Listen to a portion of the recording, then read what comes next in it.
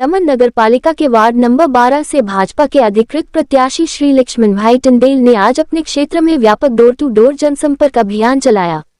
ये जनसंपर्क अभियान सुप्रीम अपार्टमेंट सोसाइटी में आयोजित किया गया, जहां उन्होंने मतदाताओं से सीधे संवाद करते हुए भाजपा की विचारधारा, विकास की नीतियों और प्रधानमंत्री नरेंद्र मोदी के सबका साथ, सबका विकास, सबका विश्वास के मंत्र को साझा किया।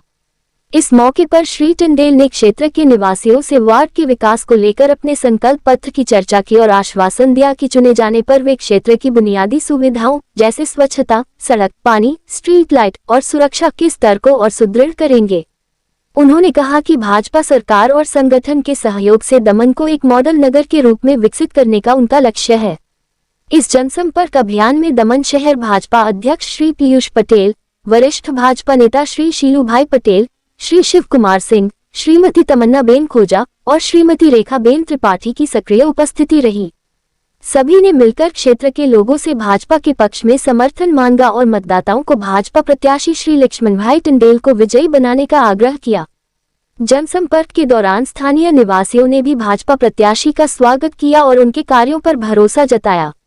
अभियान के दौरान पूरे क्षेत्र में उत्साह और सकारात्मक माहौल देखने को मिला।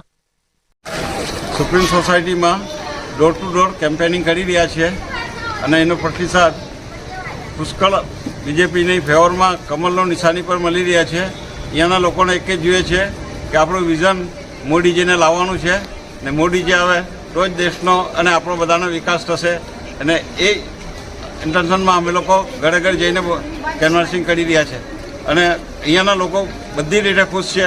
બસ અમારો વિકાસ થવો જોઈએ અને અમારો સોસાયટીનો વિકાસ થવો જોઈએ। જે બધી તકલીફો છે એ બધી અમને જણાવી રહ્યા છે, અમે બધું એનું પૂરેપૂરું થોડા કરીશું।